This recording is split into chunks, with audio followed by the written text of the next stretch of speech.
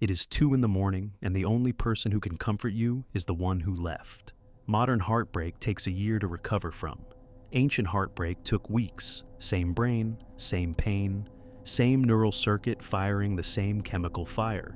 The difference is one specific thing your ancestors did the moment a heart broke, and almost no one alive today is doing it. Anthropologist Blaffer Hrdy spent 40 years studying how early humans survived loss. Her conclusion is the kind of sentence that quietly rewires your whole understanding of pain. Ancient humans did not heal from heartbreak. The tribe healed them. Right now, in the most painful weeks of your life, you are doing something that 300,000 years of evolution told your nervous system would never happen. By the end of this, you will know the exact ritual the tribe ran the morning after a heart broke, and what we traded it for. The grief still happened. The brain chemistry was identical to yours. The chest still tightened, the sleep still vanished. But the recovery was measured in days, not years. Because the moment one person broke, 20 others moved in. When this idea was first proposed in academic circles in the 1970s, the response was outright refusal.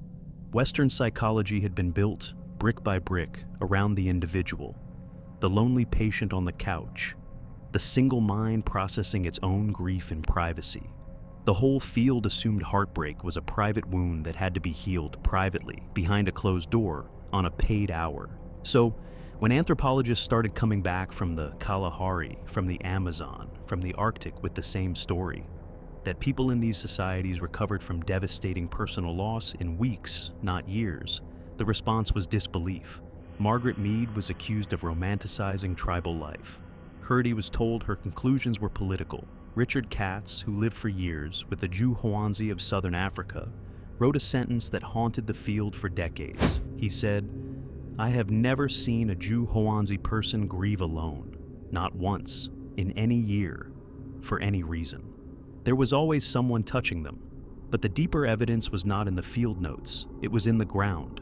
40,000 years ago, at a burial site called Sungir in western Russia, archaeologists uncovered the grave of a teenage boy and a younger girl buried side by side. Around their small bodies, the diggers counted 13,000 ivory beads. Each bead, hand-carved from mammoth tusk, took roughly 1 hour to make. That is more than 5 years of human labor by other people for 2 children who had died. 5 years of carving for grief.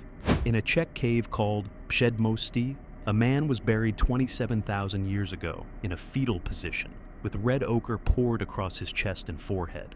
The ochre had to be carried in from miles away. The pose had to be arranged. Family, or strangers, had stayed with the body for days. There were footprints in the cave dust for many feet. In a cave in Israel called Hilazon Tachtit, a 12,000-year-old woman was buried with the bones of 50 tortoises, an eagle wing, a human foot from another person, and a leopard pelvis. The funeral fed 20 people. 20 people sat in that cave and ate and wept for her. Across every continent, across every era of our species, the same pattern. Bodies arranged with care, objects placed with intention, pigment, beads, tools, food. The dead were never alone, and neither were the living who lost them. So, picture this. A young woman in a small forager band 30,000 years ago. The man she loved has died. She wakes up at first light and she does not get up. She does not have to. By mid-morning, 3 women from her band are sitting beside her on the floor of the shelter. They do not try to fix her. They do not give advice. They sit. One braids her hair, slowly, the way a mother does. One holds her hand without speaking. One quietly weeps with her, even though the loss is not her own. The grief is loaned out, divided, spread across multiple chests, so no single chest has to carry all of it. No one tells her she will be okay. No one tells her time heals. No one books her an appointment. The women just stay, for hours, wordless, present. Their bodies press gently against hers, so the nervous system has something other than absence to feel. By afternoon, the older women of the band arrive. They tell her about their own losses, the husbands, the infants, the brothers who walked out one morning and never came back. The grief is not made smaller, it is made shared. Her pain becomes one voice in a long chorus that stretches back through every woman in the band, and through their mothers, and through their mothers' mothers, back through centuries. The message, never spoken aloud, is the oldest message a human can hear. This happened to me too, and I am still here, and so will you be. At night, the entire band gathers. There is a fire. There is dancing. Among the Zhuhuanzi, a healer enters a trance, places their hands directly on the body of the grieving person, and begins to shake, pulling, in their belief, the the spiritual heat of the pain, out of the body of the bereaved and into their own.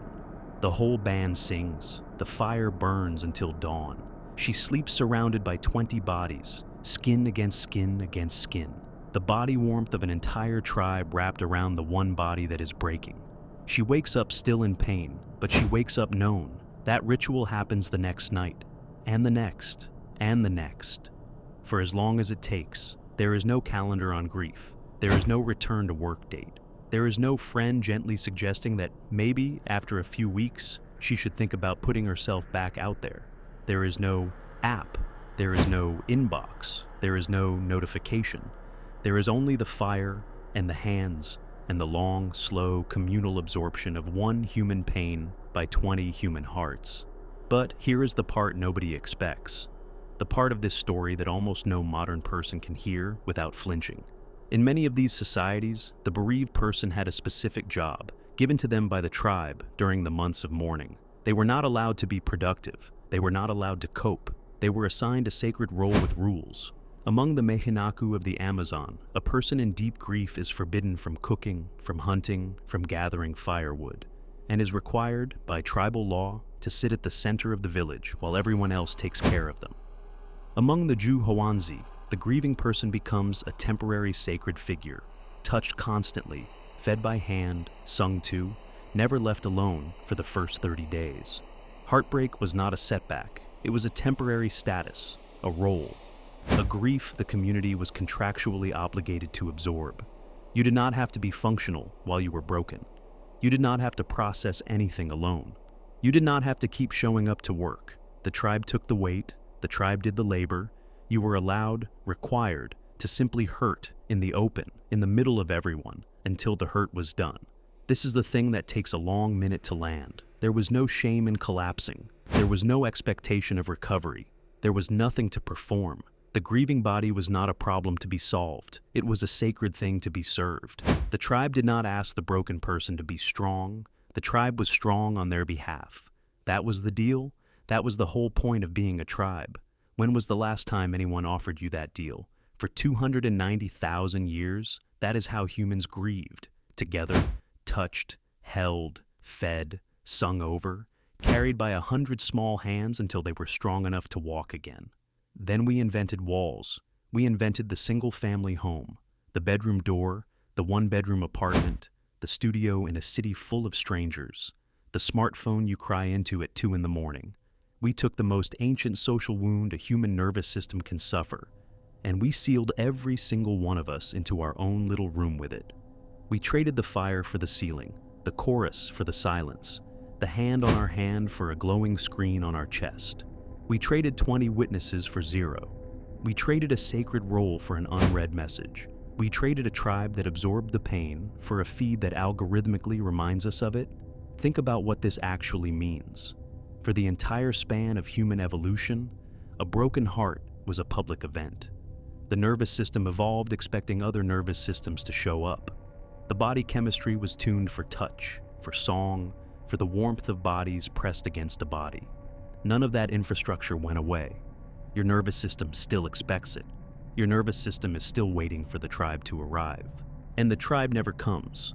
Helen Fisher, who used brain scans to study the neuroscience of romantic heartbreak, found that romantic loss activates the same brain regions as cocaine withdrawal. The pain is not metaphor. It is real, measurable, electrical pain. Naomi Eisenberger at UCLA found that social pain and physical pain run through the exact same circuit in the brain. Being left is, neurologically, being hit. For 290,000 years, the instant the pain started, 20 people moved in.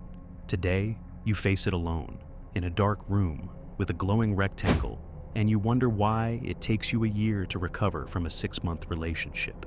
It takes you a year because you are doing it the way no human was ever meant to do it. The grief is not too big. You are too alone, and most of us have no idea what we gave up.